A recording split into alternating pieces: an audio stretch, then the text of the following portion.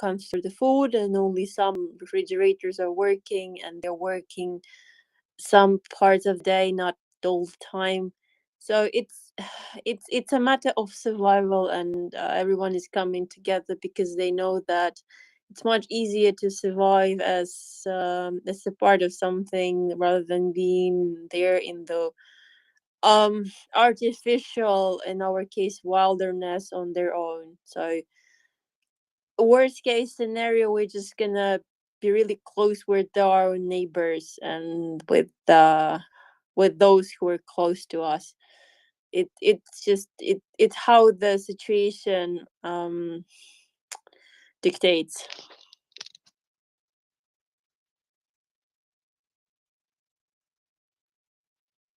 I think Yeah, it is. thank you. That I think that all makes sense. Yeah, that all makes sense. I also I sort of wonder about a place like Kyiv where um there's obviously disadvantages about being in apartments and all that. Uh, but if you can figure out a way to keep warm at night enough that you can go outside and hopefully get to the things that you need to get to, even if there isn't a power. Although ugh, the water and all that stuff, it does sound super challenging. I really hope that they are able to get what they need. Well, as a person who's been living in Kiev for 13 years, I would say that it's hard to imagine that not for us not having like hot water for more than a month, even though we have some technical cuts for some time. But once again, we can't complain because we are not in the trenches right now. We are in the comfort of our homes, even though there might be cold. It's a minor inconvenience in comparison with being constantly shelled, not having time to go like, excuse me, P, if you're a sniper, you have to wait until you execute the mission and then you go.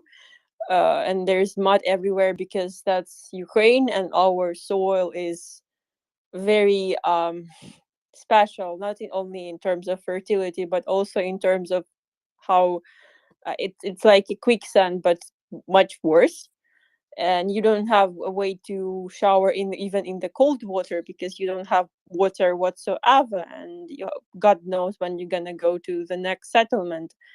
And so yeah, if we think about cave, you just have your warm socks, wear thermal wear, don't complain because that's not productive. A, B, that's not productive. C, that's also not productive. Try to have, I don't know, heating pads, or if that's so bad for you and there's no way, just find someone, some person who you know and trust, and move together to another place. And instead of complaining about inconvenience which this lack of electricity or hot water brings, um, try to get to safety with better utilities. Because once again, if you are alive and the only inconvenience is, like, it's easy for me to say because I don't have kids and I'm not handicapped or whatever. For those people, I can imagine what kind of health they are living for, or elderly.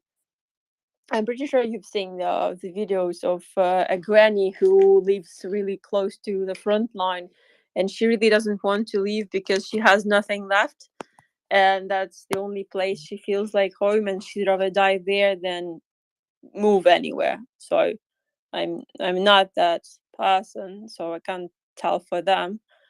But if you like, if you live in Kiev and you have the means to keep yourself and your family warm, regardless of the heating and electricity, you should do that. And also just keeping faith in the government and in our partners and international community that also, I've heard, we're gonna have some sort of like a backlash of this winter. Well, unfortunately, I'm also sad that some people were gonna deal with it, but this is also like only 1% of the things that we are going through. So on one hand, it's bad that you're gonna go through this, but on the other hand, you have to be thankful that you're not going through the things that we are going through.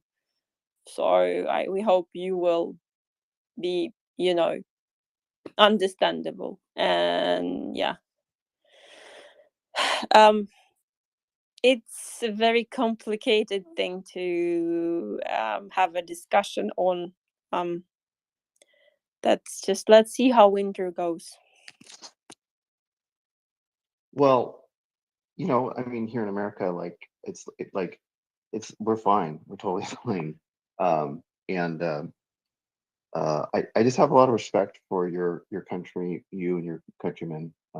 So I also have to imagine realizing that like this winter will be challenging, but next winter will not be. So anyway, I have a great admiration, and every day that I learn more about Ukraine and the Ukrainians, the deeper sort of respect that I have. And I wish that I had learned more about Ukraine before all of this. And so I look forward to visiting in a brighter future. Thanks. Thank you, Günther. All right, so we're going to spend the evening together. Well, the Ukrainian evening. We try to stay on that time zone. So we have a number of informations coming your way. A few updates from my parts on things that I think are fascinating. And I will try to show you that even though they may not be your first choice when you're opening the papers, they're absolutely great, and they're also, I mean, important and good news.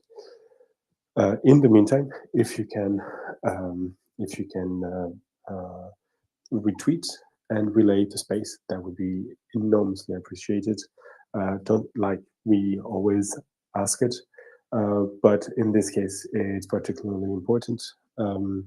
Our American friends who are awake at the moment are probably talking about taxes and the re-election of the incumbent and whatnot. And if we could just wiggle ourselves into their discussions at the very last moment and convince them and bring Ukraine up as a subject of discussion, it will probably never be quite as important as now. If one of the representatives who will be elected on Tuesday has a clear perception that he or she owes his position to the Ukrainian question, well, we've got one vote. And so today is getting the votes day. So do retweet. Don't hesitate to tag your American friends. Don't hesitate to add some hashtag. Actually, which are the hashtags that are related to the vote, the elections in the US?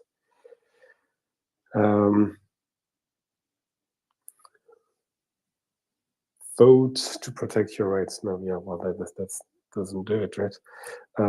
Well, okay. A little challenge for the listeners. If some of you have some ideas of what hashtags could attract our American friends, I'd be very, very thankful. We'll try to pull them out.